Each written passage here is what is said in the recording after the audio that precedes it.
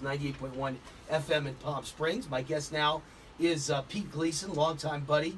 Probably about 15 years now I've known you, right? Long time. It's been that long. We were pretty young when we met each other. Yeah. We're old now. I've known Pete about 15 years. He's the celebrity lawyer to the stars in Manhattan. He's always on page 6 of the New York Post. And even though you're a Democrat, you're one of the good guys, kind of a moderate, conservative-leaning Democrat, I think. I consider myself a liberal libertarian. A liberal libertarian, all right.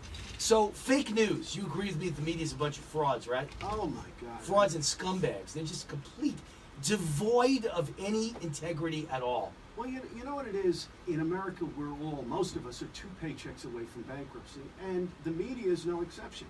And for every person that you hear on the radio, see on TV, there's 10 people behind the scenes that if they step the slightest bit out of line, they're going to be out of a job. And if you're making 80, 90, 100 grand a year with ABC, NBC, or more, unemployment is not that inviting at that point. So you're walking on eggshells.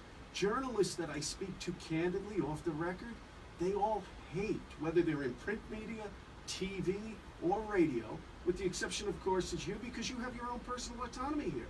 You're speaking from the heart, and it's just coming off it's going into your brain and coming out of your tongue. It is the perfect job for anybody, and that's what we're missing in America. We're missing people who are speaking from the heart.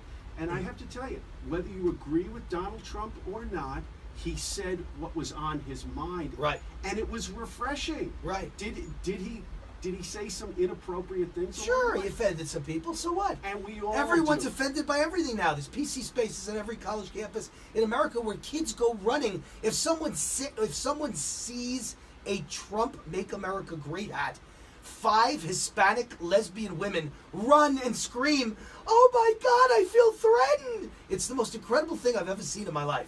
No one's touching them. It's nuts. Without commenting on anything, there was a picture of myself and Sarah Palin on my Facebook page.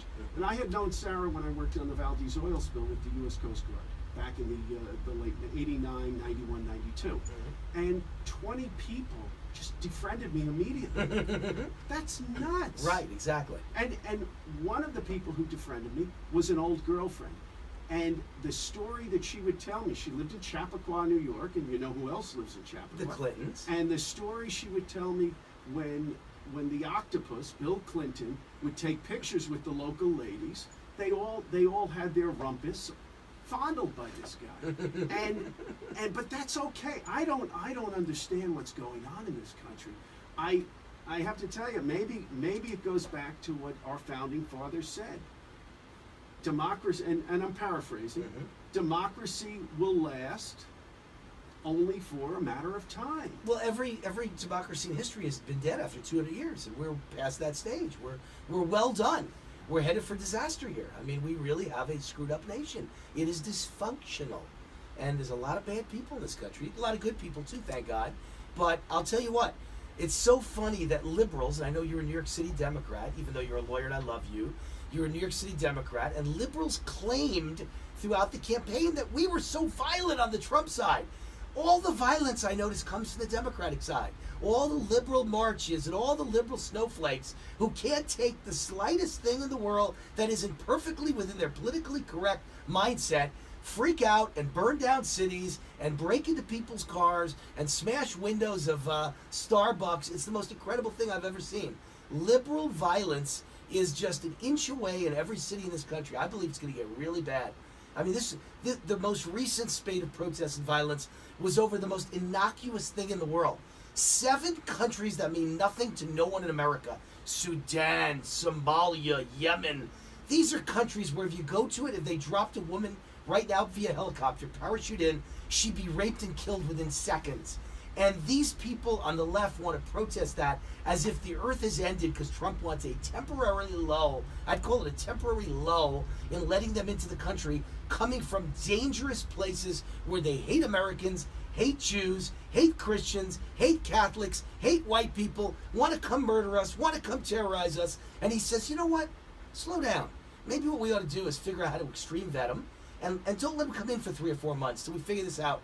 Oh my God, you think the world is ending? Trump's a Nazi. Trump is Hitler.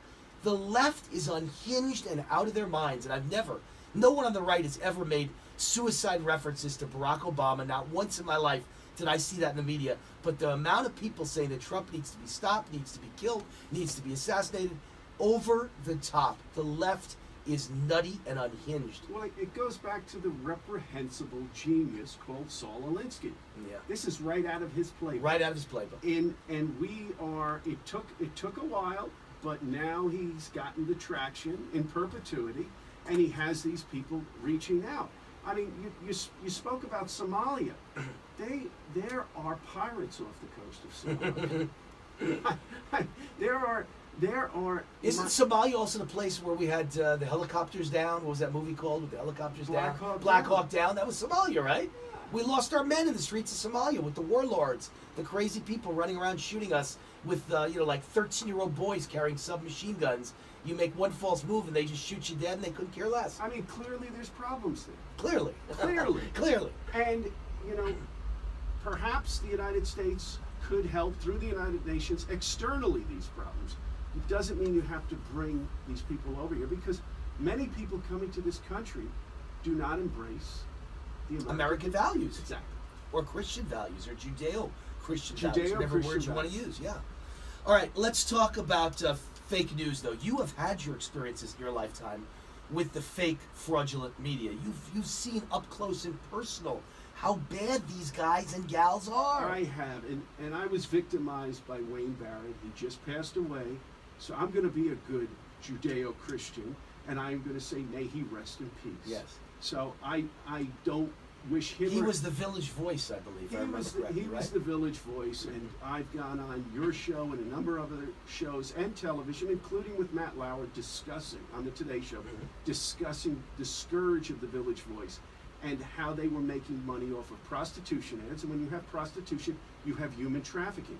The one thing that I'm finally reading in the news now are all these arrests regarding human trafficking, and how people who are sexually exploiting others, and are now at least being arrested and perhaps being brought to justice. But my phone is ringing off the hook now with individuals who have been subjected and vilified by fake news, but also by the people behind the scenes. One case in particular, I just spoke to my client today, he gave me permission to discuss it, is a homegrown hero from Las Vegas by way of Philadelphia, Robin Hood 702. He's a philanthropist, a professional. He lives here now? He lived here for many years. He was a regular at the MGM Mansions. The guy knows Vegas like the back of his hand. He's a high roller gambler. He is. And he met this gorgeous woman in Rio, and he brought her here and gave her a life. And now she's an aspiring actress and model. Married to him? Married to him. He did the right thing. He brought a beautiful woman from another country, and they've been together, I think, now 8 or 9 years. I think the President of the United States would understand that. Yes, and she's so gorgeous that she's been courted by the likes of Leonardo DiCaprio. She was just on page 6. DiCaprio swept her up with another bevy of beauties, brought him to his home, watched some TV, and when this lovely lady wouldn't give Leo what he was expecting, he just discarded her. And of course. And Axl Rose has tried to induce her into coming out to him. You have Jim Carrey, but all of these people, they were all gentlemen. What happened was there was an individual who I won't name. A celebrity? He's a very prominent, wealthy individual who basically felt that because he was worth billions, he could have whatever he wanted. But then he was up against the likes of Robin Hood 702. And when Robin Hood 702 went to put the story in the press, the media shut him out because there was a bottom feeder, backstabber in the form of a publicist. And I have to tell you, like we were just discussing, for every one person that's writing the story, there's 10 behind the scenes who's inducing this into whether or not the story runs or it doesn't run. Right. I mean, I've probably pitched 200 stories. If 20 of them get printed, that's a good great deal. success rate. Yeah, I know. Yeah. So It's just nuts what's But going so what was the story with Robin Hood 702? I'm lost here. Somebody came on to her and she said, I'm married, and he didn't care, and he kept pressuring and pushing, and almost to the point of what? And to the point where there were threats made by this billionaire's camp Mm-hmm. to both the husband and the wife. And you know, you're from Vegas.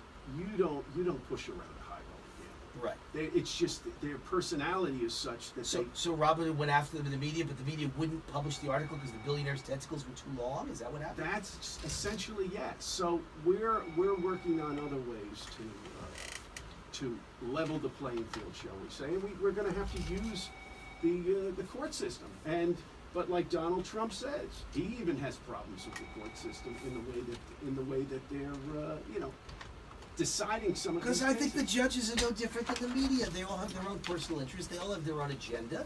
And many of them are jerks, you know? You're not dealing with... What do you... Because someone wears a black robe and they call judge, that makes them honest? That makes them good? How many judges have been on the take in the history of Las Vegas? A lot. Well, There was a federal judge they caught on the take. I mean, that's who they caught. How many haven't been caught? well, it's the old adage: if you get caught this time, how many times did you do it before? And if one guy gets caught, how many others does that represent who haven't been caught as well? So let's take a quick break. When we get back, I want to talk about some of the hot cases you're handling right now, some of the great cases in the news that people might be interested in, high profile. We're with Pete Gleason, celebrity lawyer. How do people find you, by the way, Pete Gleason? I'm listed, and I don't have a website. My phone rings. Dinosaur. He's a dinosaur. My phone rings off the hook because of the type of work that I do. As Ron Kuby, one of the great civil rights attorneys in New York, said, Pete Gleason has a perpetual hatred for bullies. And if I feel somebody's being bullied by the system, I'll use my office and my law office and my law degree to try and level the playing. I think Cubby does a big talk show in New York with my friend Curtis Sliwa, right? Cubby and Sliwa. Kuby and Sliwa, yeah. Kuby and Sliwa. Kuby and Sliwa, yeah. Last time I was in New York, I was on Curtis Sliwa's show. We got along great. We're like the same person, I swear to God. We're, like brothers from another mother. Scary. All right, Wayne Allyn Root, War Now. We'll be back with celebrity lawyer Pete Gleason in just a sec.